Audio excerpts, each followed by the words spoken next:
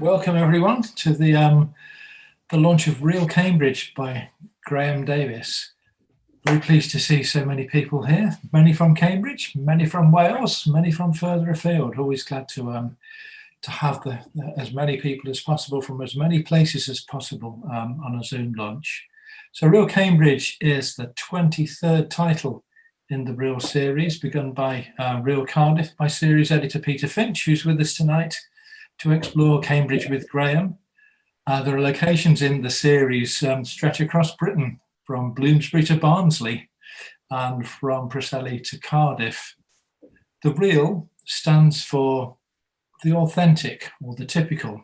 So in Cardiff, a pint of brains is Real Cardiff. And these books in the series, they aim to capture local authenticities through acts of psychogeography, which is a big word, but we needn't worry about it too much. The authors, they walk their subjects, they observe what they're seeing on their walks, and they also draw on personal memories of the locales and measure what's changed and what that tells us about both the places and the people and us. The next in the series is Real Oxford, but tonight we're here to celebrate what Grahame calls the bright brain of Oxbridge. So let's see what he and Peter have to say about this famous city. Peter. Thank you, Mick. Thanks. Yeah. The first real book was back in 2002, which makes us 20 years down the road. It seems to me that the number of books coming out now is accelerating. Lots of people ask, well, what is a real book? And you've heard Mick, who's the publisher, giving a take on that, where he's told you that they're psychogeographies, they're alternative guidebooks, they're histories, they're rambles, they're journals, they're novellas of praise, they're collections of authorial observation. The late Nigel Jenkins, who was writing Real Swansea, on commission from Seren Books, asked me, well, what do I do with this? How do I write a real book? And I came up with this. We discussed the process of writing these books. Quarter the city, take in the outlying districts, work out the connections, make the place as big as you can, walk the patch, delve and ask questions, read the histories, meet the people, dive deep into your own memories, and where those are lost or non-existent, latch on to others who are still in touch. Meet the famous and the local, ask them to show you the parts with which you are less familiar. Uncover what you can of local mystery and find where the lines of energy are that make the place spin. Understand the city, work out why it is and what it is and how it's here and what will happen next. Walk everywhere, never drive. Use your bike when appropriate. Take the bus and take the train. Make notes, make more notes, write it down, then up. Fashion the many fragments you now have into a satisfying and much larger whole, a psychogeographic whole, a thing worth reading. That's how to make a real book. And Grahame Davies, I am pleased to tell you all, is by now an absolute master. Poet, lyricist, author, prize winner, 18 books in English and in Welsh. He's a native of Coed Poeth near Wrexham, although you'll find it hard to pull that out of his accent. Grahame Davies, tell me, why write about Cambridge? Well, Peter, thank you very much for that very kind introduction. You set a high bar there for the psychogeographer there, and there's no greater master of that craft than yourself. And you having created this entire series of I think 20 plus books. Now, why Cambridge? Well, I came to Cambridge first of all when I was 18. This was in 1982, and I came to Cambridge for an interview in what is now Anglia Ruskin University, and it was then the Cambridge College of Arts and Technology, where I was to do an English degree. And really, I found myself fascinated with the place from that point on. I spent my 3 years there as a student, and in the part of the town which is probably more associated with the town rather than the gown, as they say. And then I've been back periodically for visits over the years. And my daughter, Harv, who's on the call tonight, and her husband, Zach, they live in Cambridge and have a city councillor there. So that's created a more recent connection. And I think the thing, so those are some of the connections. What's the attraction of it? I think it's the duality of the place. The fact that this is a world city, that it's a university town, that it's world famous, it has these iconic sites, and yet it is also an English town with all the ordinary things that you would see there. And it's the that duality, I think, in finding the things which have been overlooked and which are off the beaten track. I think that's the attraction of it. So you'll find in the book, of course, many more excursions in search of the unfamiliar than visits to familiar landmarks. So it's the attraction of trying to find the unfamiliar among a very familiar landscape. Yeah, in some senses, a landscape that's been trod many times by many authors. And many of the greatest authors. That's one of the most daunting things about it, of course. And Cambridge, of all people, Clive James and Tom Sharp. So many of these great writers, they've not only studied there or lived there, but they've written about it, and written about it in incomparable ways, which then creates the challenge of finding those interstices, those places that have not been looked at and not been celebrated or recorded. Now here's the book, so that our audience out there can see what it looks like. I mean, normally in these events, at the end of the event, when Grahame has finished speaking, you can all rush and buy one. But we have to use different methods of persuading you on this occasion. Tell me, Grahame, in Real Cambridge here, there's an awful lot in the book about Englishness. Now, what are you exploring there? What quantities, what qualities do you think it is that Englishness has? Well, thank you. Well, this was something which has always fascinated me. And you mentioned my upbringing in Coedpoeth. Coedpoeth is on the Wales-England border.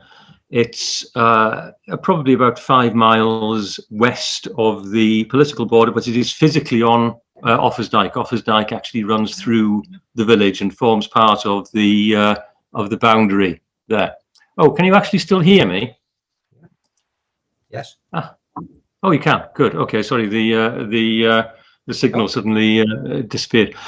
Yeah. And this, I think, always gave me a sense of the mixture of two cultures. It made you conscious of one culture and also interested in the other. And really, for me, this may seem strange to people on the call, but England is actually an exotic landscape for me, and the culture, the history, and of course, in the case of Cambridge, the landscape with this amazing flat fenland with these superb skies which outline the buildings and the landmarks against it. So there are those elements. And then the other element is, of course, the actual character of the culture itself. And there is, of course, this wonderful restraint about English culture, and from which I think a great deal of its power derives. And I explore that in quite a few of the sections of the book. So, in the conversation that we're having now, we want to give you plenty of space to demonstrate actually what this book is about. Would you like to just intersperse a section? Would you like to read us a small couple of paragraphs here? Sure, by all means. Well, I wonder if I might start.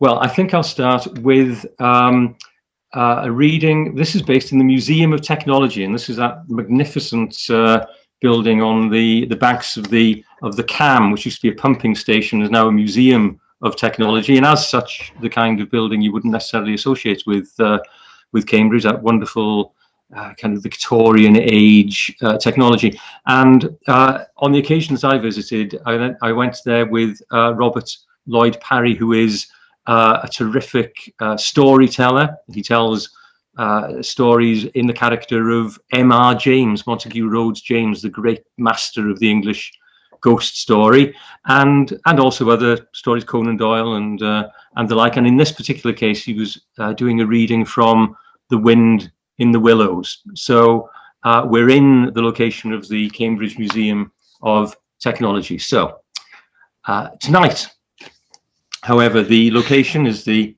Cambridge Museum of Technology, an imposing former pumping station on the south bank of the Cam, opposite Chesterton. And Robert's material is gentler fare, Kenneth Grahame's The Wind in the Willows. The setting among the monumental machinery of the Victorian steam age could hardly be more fitting for the story of Mr. Toad's escapades with his newfangled motor cars. There's a smell of engine oil and wood polish.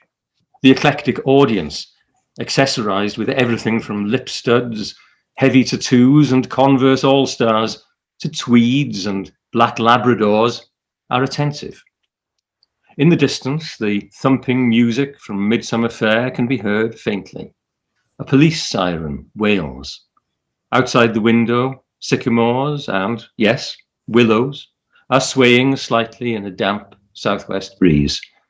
Robert has moved on to the chapter, The Piper at the Gates of Dawn. In Robert's reading, the central characters, Mole and Ratty, searching for a friend's lost child, find themselves encountering unnamed but unmistakable, the great god Pan. Rat, he found breath to whisper, shaking, "Are you afraid?" "Afraid," murmured the rat, his eyes shining with unutterable love. "Afraid? Of him? Oh, never, never. And yet, oh, Mole, I am afraid." Then the two animals, crouching to the earth, bowed their heads and did worship. Now, I find myself wondering if, apart from in explicitly devotional works, there is anywhere else in English literature such a heartfelt, unembarrassed approach to the divine. For all its familiar world of tweeds, pipe smoke and country houses, there is something not terribly English about it, the unguarded sincerity, and in particular the lack of defensive, self-conscious irony. I wonder if Grahame only managed to achieve this because of his masterstroke of making his characters animals. The creatures who in English society so often stand proxy for emotions and impulses which human society sometimes finds too difficult to express. As the reading concludes, I notice that the black Labrador, which has lain patiently on the floor throughout, is looking steadily at the face of its mistress with something of the expression with which Ratty gazed at the great god Pan. You touched on Piper at the Gates of Dawn at the beginning there, which of course is a theme taken on and flown to huge heights by Pink Floyd. And Pink Floyd appear in this book on a number of occasions, although I don't think you were personally a huge fan. Do you want to talk a little bit about that? Yes, I will. I was conscious. I'm afraid, unlike yourself, Peter, I'm afraid my musical education when it came to popular music and rock music was sadly lacking. And I missed Pink Floyd completely first time round, and was aware of them really when I was in college because of the connection with Anglia Ruskin University, where a couple of the members actually studied, and we boasted about this because we felt it gave us a cachet which the university couldn't compete with, and of course we had to take our cachets where we could. But I never really caught up with it until I started researching the book, at which point I made a belated encounter with them. I obviously read about it. I visited the locations, including Syd Barrett's former home, and also I went to the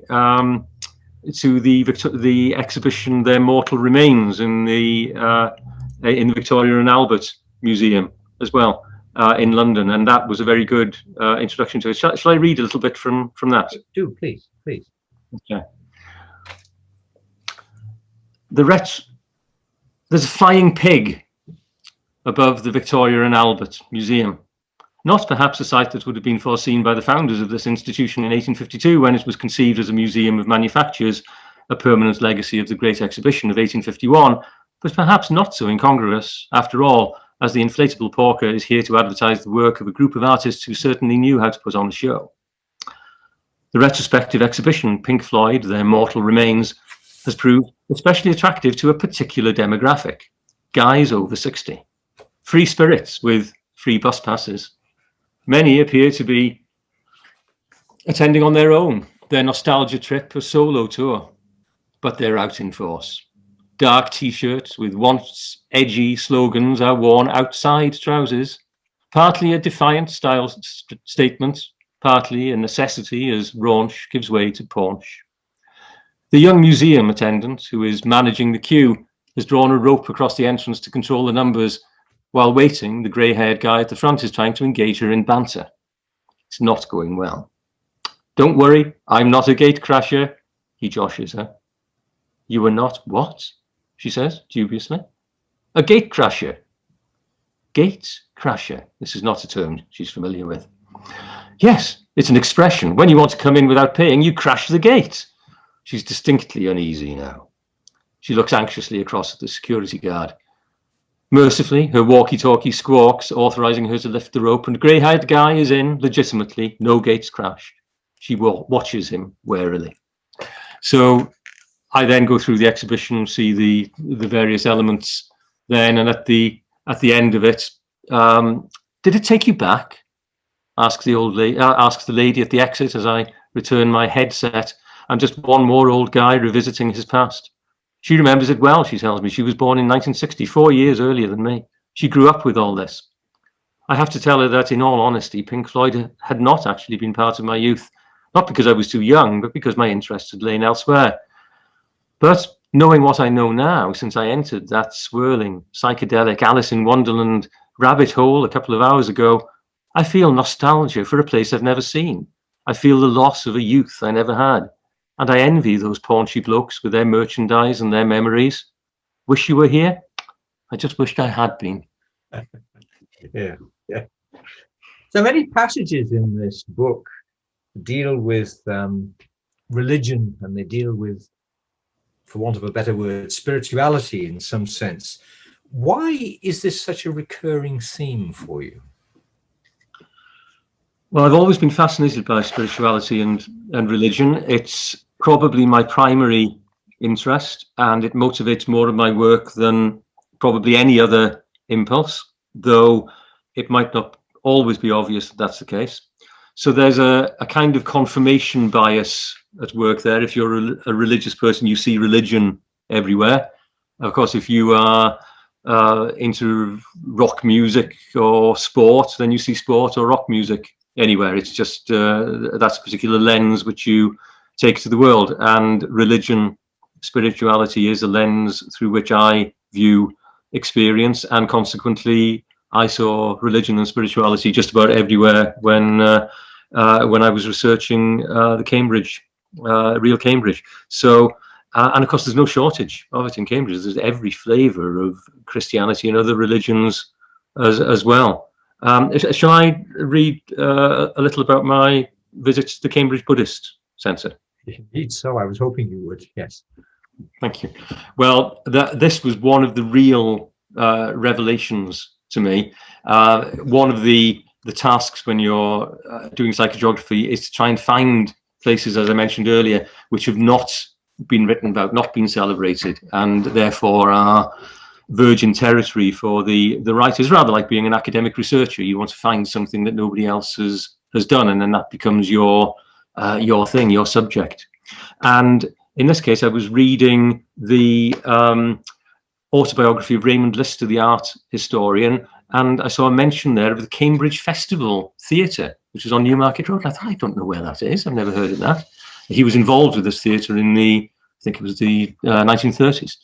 Anyway, went looking for it, found it's now the Cambridge Buddhist Centre. Now, you wouldn't know this if you're going down Newmarket Road and you see the frontage of a Georgian house. Well, if you go through the Georgian house, behind there is the actual early 19th century theatre, perfectly preserved, and the Buddhist Centre have done a fantastic job of keeping it. It really is one of the unknown treasures of Cambridge. But I'll read this little passage from my visit there, where a gentleman called Taradasa Dharmachari, who is one of the leaders there, very kindly showed me around. Taradasa arrives, a thoughtful-looking, bearded Englishman of around my own age. He offers to show me around the centre, which is spaced across several floors in a converted Georgian townhouse. We go upstairs, pausing to let infusion-bearing women drift past with silent smiles. There are rooms for meditation, for yoga, for counselling. In the shrine room, where kneeling cushions are piled in corners, the decoration behind the statue of Buddha is made of tin cans, their ends flattened into wheels and sunbursts, their bodies rolled out flat, embossed with Buddhist texts, burnished and snipped into delicate curling metal fringes. It all glows like white gold. The prosaic, utilitarian vessels transformed into means of grace. Their interiors, once dark and soiled, now shining. Outward humility, inner radiance. There's a faint fragrance of incense. And considering that we overlook Newmarket Road, one of the city's busiest thoroughfares, there's an uncanny silence too. I look through the window as an articulated lorry outside glides past, soundlessly. How is this possible? The place is getting to me. Inner stillness grows silently. The outward world, with all its empty distractions, fades away. Taradasa notices my absorption. Secondary glazing, he says. Good.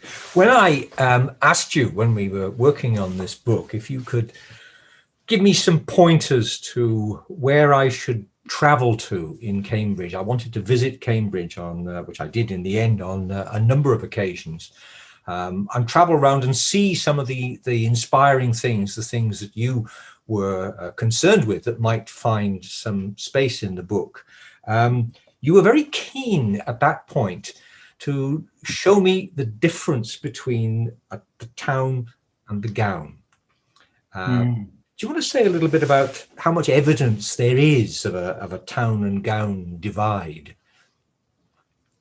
Yes, well, I didn't have to look far from it. It's really one of the, when you're speaking to people in Cambridge, it really is one of the things of which people seem to be most conscious, and it's something that manifests itself in many different ways. Geographically, of course, certainly James Riley, one of the people whom I spoke to for this, pointed out how many enclosed and private spaces there are in the actually in the centre of the city, and how this really makes it obvious how much of the city is private, and that's quite unusual in a city of its size. So that's one way.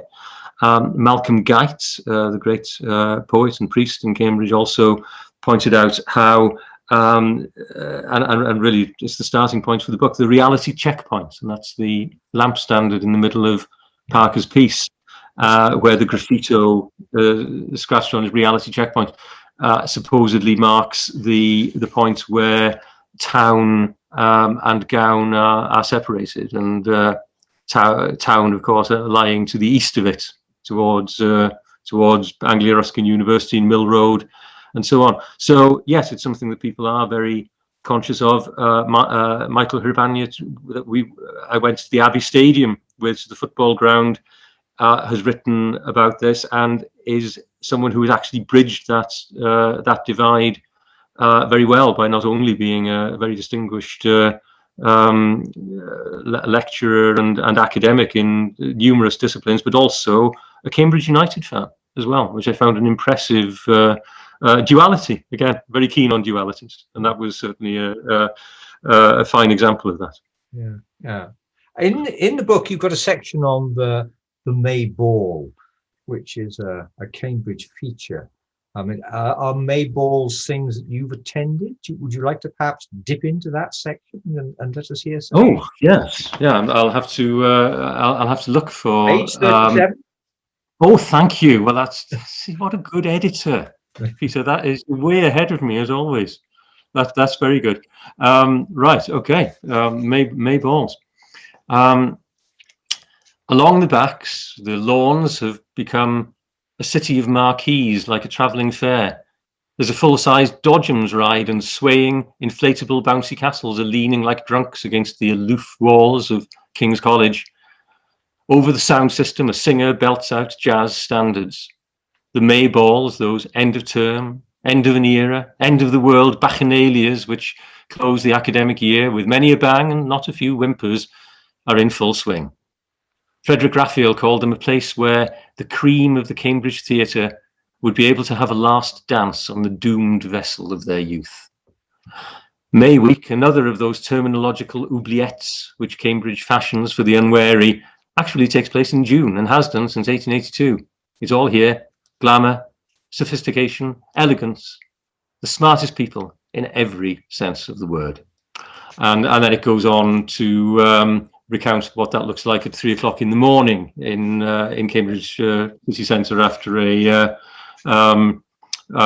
night out with the buskers and the revellers, some of whom were very, very friendly. It was a very enjoyable evening, I'd have to say. And actually, I think I say actually walking sober around the town at that time of night feels like a superpower, because everyone else is in a different condition. So yeah, that was one of the more enjoyable parts of the research. Back in the 1970s and the 1980s, the Cambridge poets at that time were very keen on ley lines and the roots of power that flow through Cambridge. This is not something that you 100% subscribe to, I understand from conversations. I mean, I've gone out again. I asked you where the churches were, and you told me to walk lines of the supposed ley lines to see what I could feel emanating from the pavements. And it wasn't a lot in my case, but that didn't stop me believing in them. Do you want to say something about your own attitude to this? To ley lines. Well, I remember as a teenager when I was 16, around about the same time as I was reading your work for the first time, Peter, in fact, as a bookish teenager, and I remember reading Janet and Colin Board's Mysterious Britain, yes, and the Secret Country, which was its sequel, which were major popularizers of ley line theory, although not originators of it. That was Alfred Watkins, as you know, who studied the Cambridge area. Okay. But and I believed it then, of course, and I wanted to believe it, and I would love to believe it, but I'm not sure I do. I think I'm too much of a skeptic. How about the Gog and Magog thing? The giants found buried under the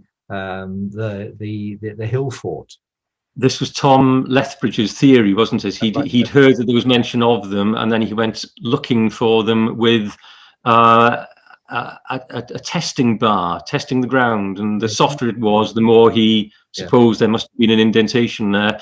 And very quickly, and this was very probably confirmation bias at work again, he produced these haunting-looking Celtic-faced figures, but real academics and archaeologists debunked his theories as amateur speculation, and he retired hurt, cushioned by private means. I think it's a great shame. In Wales, every rock on every hillside has one of the Knights of the Round Table frozen into it, and Arthur sits below every lake waiting to emerge. And around Cambridge, you've got Gog and Magog waiting to rise up. It's a pity that we don't believe, but there you go.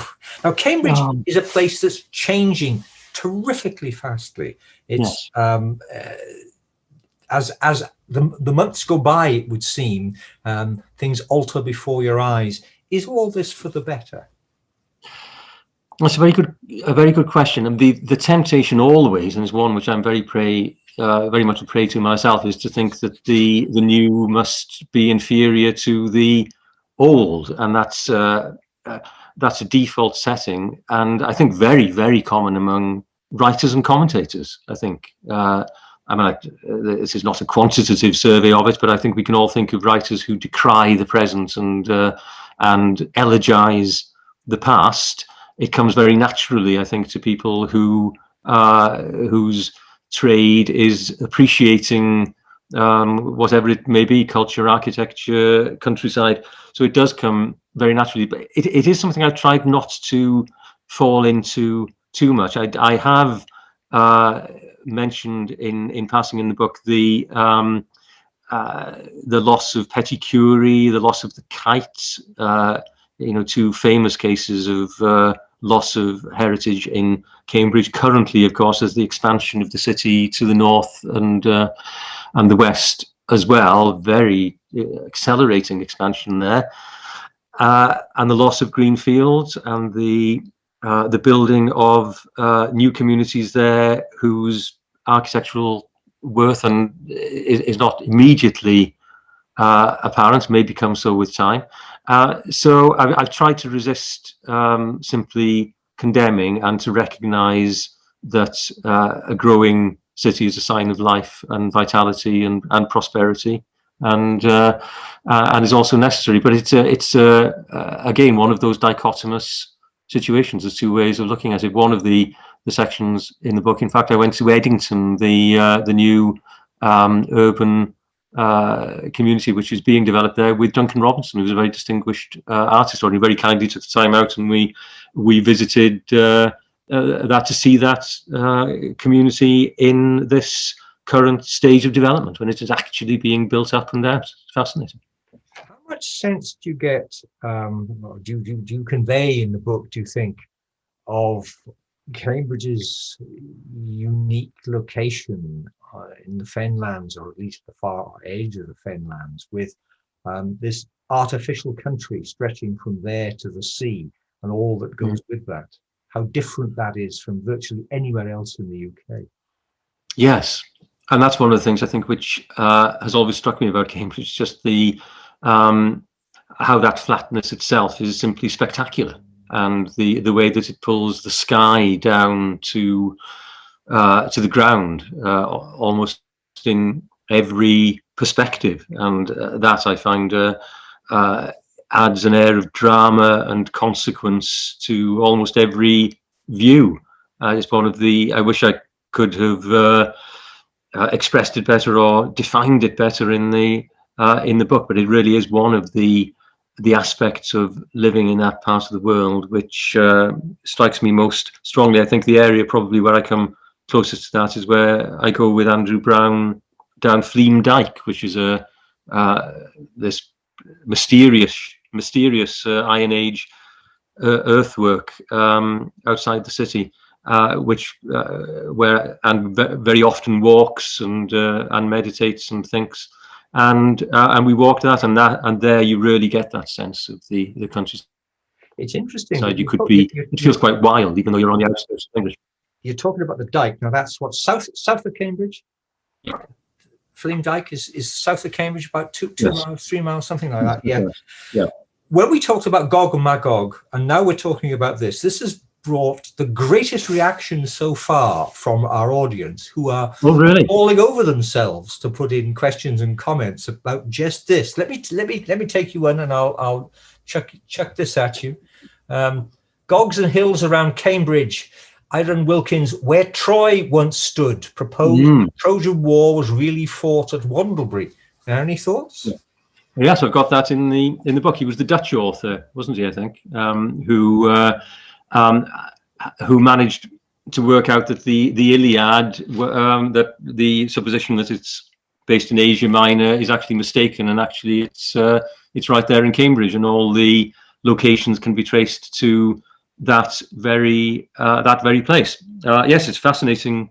It's a fascinating theory. I'm not sure it's widely held or supported by historians, and I know of other cases, and you mentioned the Arthurian legends earlier, of course, the geography of the Arthurian cycle has been applied to so many different landscapes as well, and it's always pleasant to think that those famous names could actually attach to places which one knows. Yes, it's an appealing theory. Do you find things in researching this book? Do you find things in Cambridge which genuinely surprised you?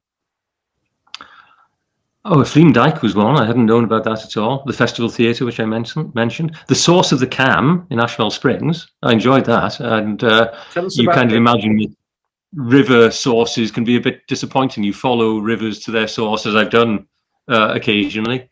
And you just find it's a piece of boggy ground. And there's no actual point where you can say it begins here. It just is the top of a mountain, which is slightly wetter than the surround, which is realistic but slightly prosaic. In Ashwell Springs, the Cam actually springs out of the rock like some kind of biblical image. It really is quite gratifying, and so you can actually go. So that was quite fun. The Cardozo-Kindersley workshops, where Lida Cardozo-Kindersley carries on her late husband's great legacy as a letter cutter there in a workshop which is doing really the finest work of that kind anywhere in the world. That was a revelation. Many people will be familiar with the work because you see it on monumental architecture and plaques in very many places, but actually seeing that being produced was a real privilege. When I arrived there, they were actually working on Blake's gravestone, the replacement gravestone for Blake in Bunhill Fields in London, and they were actually there chipping away at the stone to install that. Yeah. So that was that really was William Blake's gravestone. That really was a privilege to see that. So that was great. And then Ted Hughes? And then Mark Wormold, and I was on a call with Mark earlier in the week celebrating the 50th anniversary of Ted Hughes's Crow.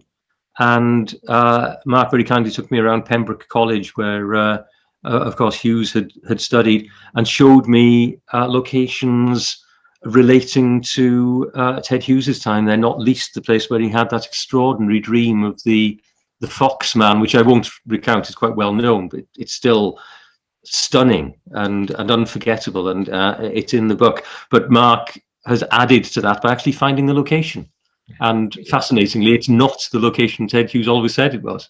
Ted Buy Hughes a copy of the book, folks, to work out exactly where this is. That's right. Look, before we run out of time, I'd like to hear you. I'd like to give you the opportunity to read us another section from the book.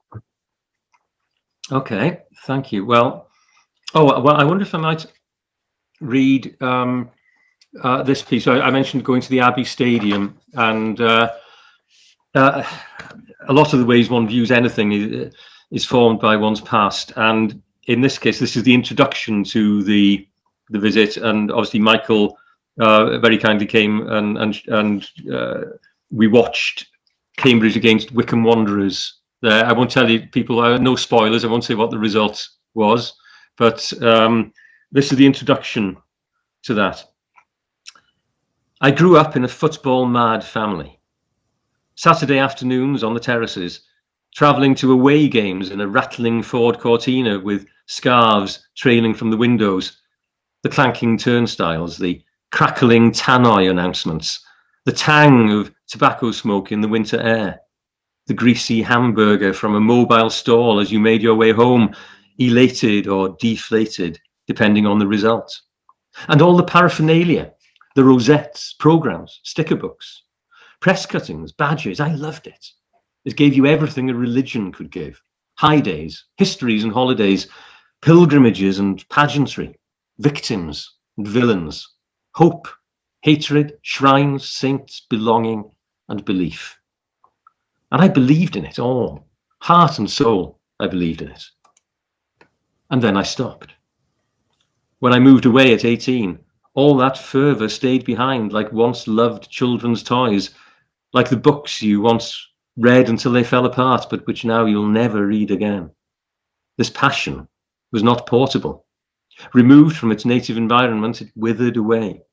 And like so many who have been raised religious, but whose faith faltered at the boundary between adolescence and adulthood, the fever, now broken, left me inoculated. At college, in a half-hearted attempt to graft my sporting past to my student present, I attended 2 Cambridge United games against Sheffield Wednesday and Leeds United in 1983, but it didn't take. Not even seeing Les Cartwright, a former hero of my hometown club Wrexham, in the Cambridge lineup, could make any difference. Whenever Wrexham won, the tinny tannoy at the racecourse ground used to play the opening bars of Pilot's 1974 hit single Magic across the emptying terraces. Oh, oh, oh, it's magic, you know. Never believe it's not so. But the magic had gone. I realised how far it had gone when I called in Asda one Saturday afternoon to pick up some photographs I had left for developing. As I handed over the slip with the details, the attendant, a man of about my own age, leant towards me with a solicitous air. "How are they doing?" he asked me. I must have looked blank. How were what doing? Did he mean the photographs? Surely he was in a better position to judge than I was. He must have seen my puzzlement. "England," he said. "How are they doing?" I twigged. A World Cup qualifier that day. It had scarcely registered with me. I could hardly tell him I didn't know. I had to rise to the occasion. Inspiration came. "I'm sorry," I said. "I haven't heard." I thought that was pretty clever, suggesting that I would have liked to have heard, but had simply been prevented from finding out by cruel circumstance, a broken car radio perhaps, a lost mobile phone. He seemed satisfied and leant in closer. "Last I heard, they were losing 2-0. This raised the stakes. This called for solidarity, comradeship. I searched for the right phrase. Nothing. I searched again. Nothing. He was looking at me expectantly. "Oh dear," I managed. "Let's hope they catch up soon." Even as I said it, I felt the crushing weight of failure. I was only glad the men of my childhood, my duffel coat-clad father and uncles, my scarf-draped elder brother, were not there to hear it.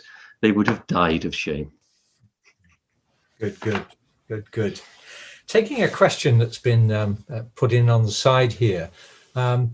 Somebody says, last time I went to Cambridge a couple of years ago, I noticed that there was less a feeling of the alternative side, hippies, SWATs, CNDers, and I found it more corporate. Did you find the same? I think that's true, yes. And I think that's something which we've seen in society as a whole. I remember when I went back to college in must be my 30s to do my doctorate, and found myself in college library, and I thought, hey, this is great, it's like being a student again. But then it wasn't, because people looked different to what they had done in when I was in college, and it was because they dressed in a more corporate way. They dressed as professionally, as though for work. They drove cars. I mean, nobody had cars when I was in college. And so I think this is something which has affected society generally. It's more marked in Cambridge, I think, because of course the business has been so successful there. Biotechnology, all these science businesses. There's much more of that, and yes, I think less of that alternative viewpoint. There are a few excursions in the book to the Cambridge Folk Festival, so you'll find some of it there. There are some engagements with community artists, Hilary Cox Condren as well, who does tremendous work in that field. But I think that fringe has probably retreated further in recent years. So yes, I think I'd go along with that comment. And another same kind of field of looking at the whole of Cambridge. Somebody asks, can you please tell us about any Muslim South Asian history links in Cambridge? Oh, I think that's written the book on Muslims in Wales. You might be able to cast an eye in that direction and tell us. Thank you. Yes, that's another one of those cross-cultural interests. Thank you. I think that was Amina Hoti. Amina, it's very good to have your company. Thank you very much for joining. Yes, there's a section in the book in which I look at the Cambridge Muslim College.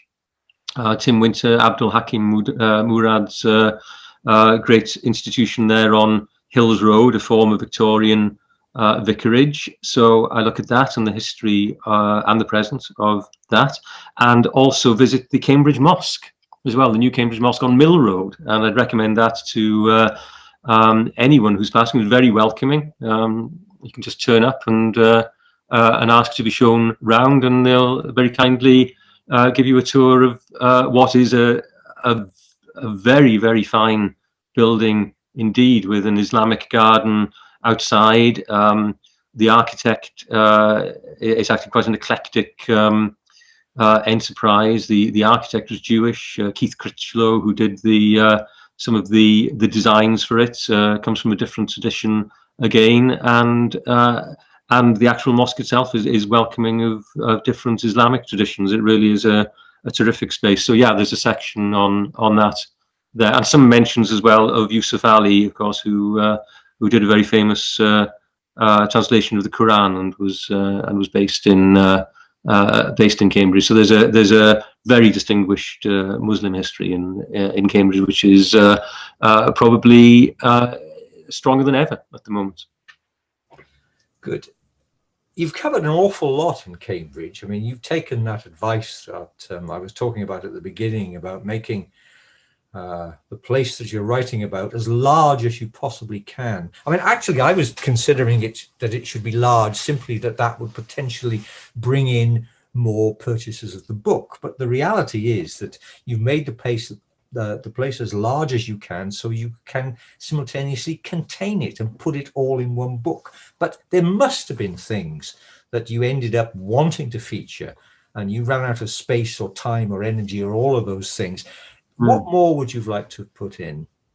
I would have liked to have done the boat race. That would have been a good one, because those are aspects of Cambridge which are further afield. I would have liked to have done that. I would have liked to have done the varsity match as well. I was defeated on both occasions simply by the diary. I was engaged doing other unavoidable things for my day job when those occasions were on. So I missed those. And the other one I would like to have done was Cambridge, Massachusetts as well, where I have been. Yes. And yes, that's right. Yes, no, I wouldn't put it on expenses or anything like that. Don't worry. I would have liked to have done that, and I have been. I've lectured in there in the past, but I didn't have my real head on when I was there, so I couldn't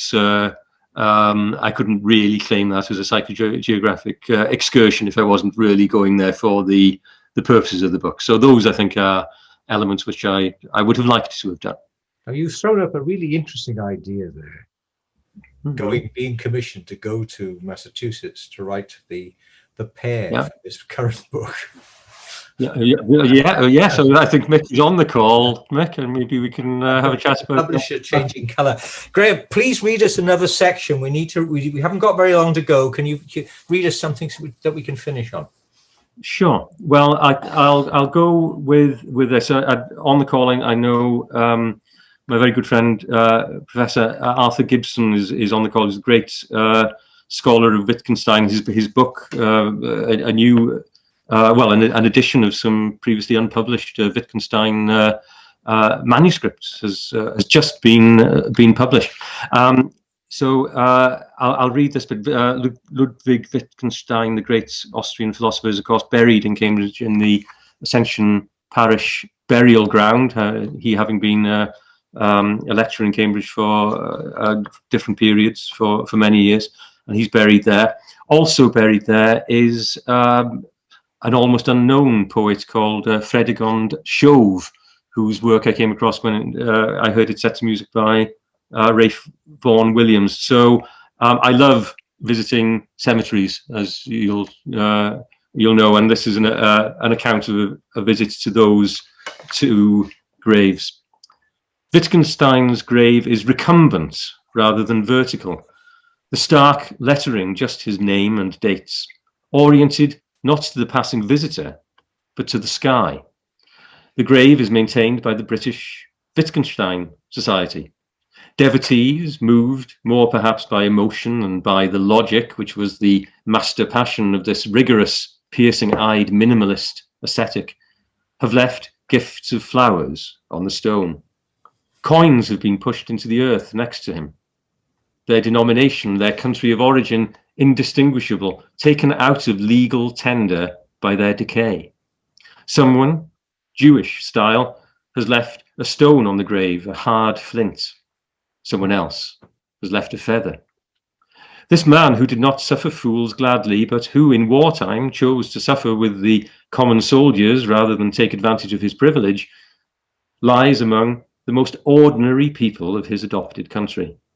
The names on the graves around his resting place seem chosen for their unpretentiousness.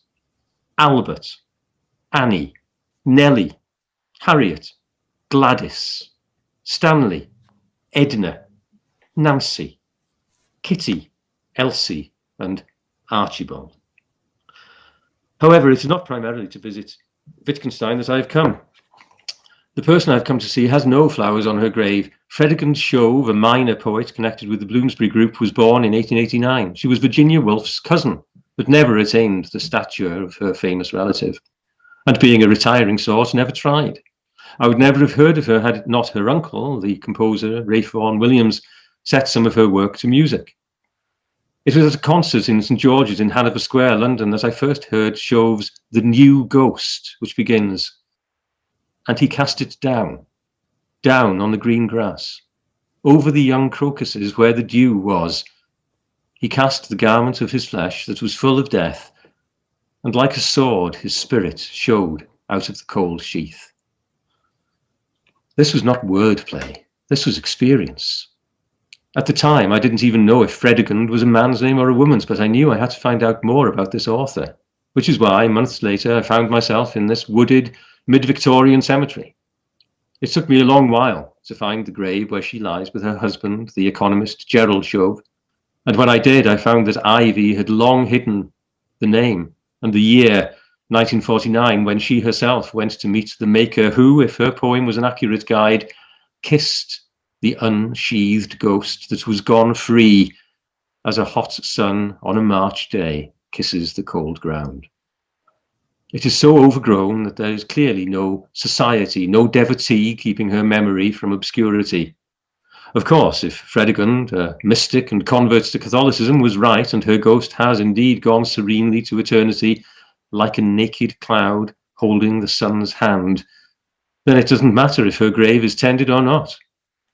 For very different reasons, I doubt whether Wittgenstein, lying a short distance away, would have cared much whether his own resting place was tended or not either. After all, this is the man who said, "Death is not an event in life. We do not live to experience death." If we take eternity to mean not infinite temporal duration, but timelessness, then eternal life belongs to those who live in the present. As I am neither mystic nor philosopher, I scrape the ivy and lichen away so that Fredegund's name can be read again, at least for a while. Thank you. Wonderful. Thank you, Grahame. Ladies and gentlemen, here's the book. You've seen that there's a link in the chat section where you can buy a copy. It's only £9.99, which is not much money for an absolutely terrific read, as you can tell from the sections that Grahame's read to you, and you've heard in the range of material that we've talked about, that this is one of the best in the series, and I commend it to you all. Grahame Davies, thank you very much, and thank you, Seren Books, and thank you all for attending. Thank you. Thank you, and thank you to Peter for hosting as well. And can I just say, Peter, thank you for that, and Mick and Sarah and Simon, everyone at Seren, really hugely grateful to you, Peter. It's a privilege to work with you. I wasn't joking about reading your work when I was 16. It's brilliant to have caught up with you after all these years. And for all of those on the call who gave their time and expertise to help me put the book together, hugely grateful to you. And everyone on the call, particularly my friends, and especially those who've joined from other time zones. It's fantastic to see you there, and thank you so much. I can't wait to see you in real life, but thank you all so much. Diolch yn fawr. Thank you. Was there anything you wanted to say? Oh, well, I just want to add my thanks to those of everyone else. Thank you, everyone, for coming along tonight. Thanks to Peter for so fluently hosting the talk, and thanks to Grahame for writing such a splendid book. I mean, I think when I started the introduction an hour ago, I was talking about information and insight in real books, but actually what the readings tonight have also shown is that style is very important as well. And Grahame, as a poet and a writer in so many genres, has that in oodles, and it's such an engaging read, as I'm sure that you'll find out. Thanks for all your comments. I think it's been really nice to see so many people with so much to say about Cambridge and about their experiences and about the book. And I'm sure that if you buy the book, you will find a lot more to engage with too. Sarah has very kindly put the link to the Sarum website on the chat twice, not once, but twice, just in case you didn't take the hint. People who've already purchased the book on the Sarum website, you will receive your copies this week. Those of you who haven't, if you order soon, you'll also receive your copies this week. Thank you all very, very much for coming. It's been a pleasure to be part of this tonight, and we wish you well in these troubled times. Thank you. Bye-bye.